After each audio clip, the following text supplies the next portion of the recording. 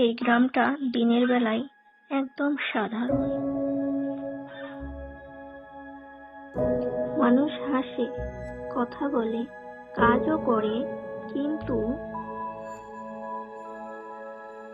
সন্ধ্যা নামলেই গ্রামের একটা জায়গা সবাই এড়িয়ে চলে।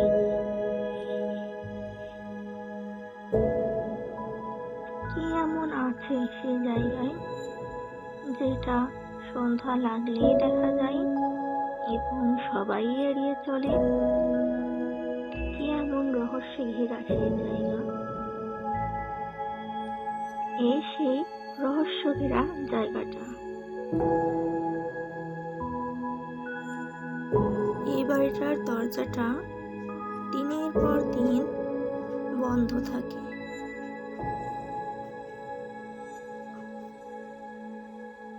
এই বাড়ির দরজাটা কেউ খোলেও না, কেউ কখনো ঢোকেও না। কি আছে এই বাড়িতে?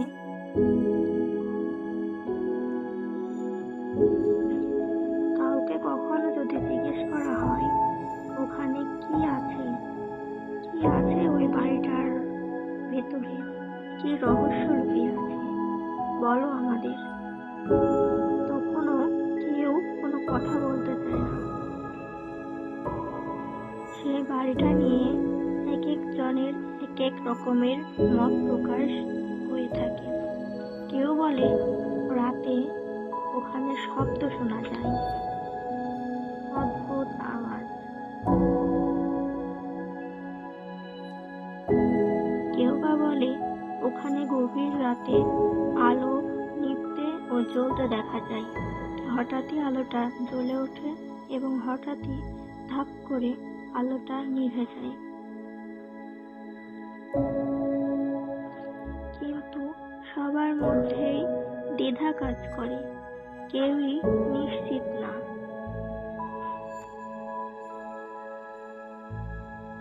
আসল সত্যিটা কি?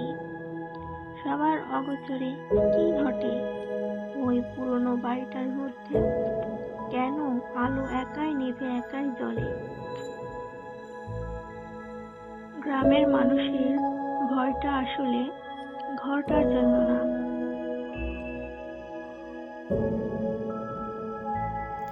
ভয়টা ছিল মূলত গল্পের জন্য।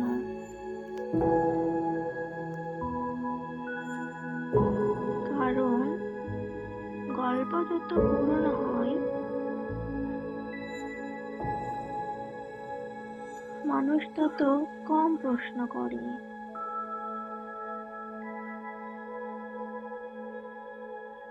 ঘরটায় একসময় আলো ছিল,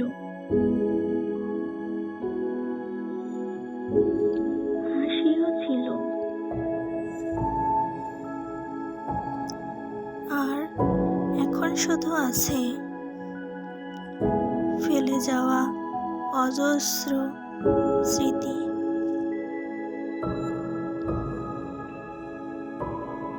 এই পুরনো ঘরটিতে কোনো ভূত নেই, ছিল একজন মানুষ,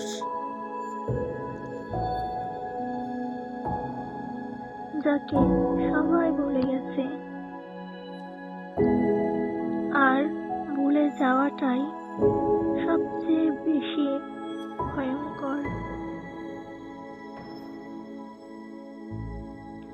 সর্বোপরি বলা যায়, সব ভাঙা দরজার পেছনে ভয় থাকে না, কিছু ভাঙা দরজার পেছনে থাকে আবেগ, কষ্ট, অনুভূতি, যা অনেক সময় না জানাই থেকে যায়।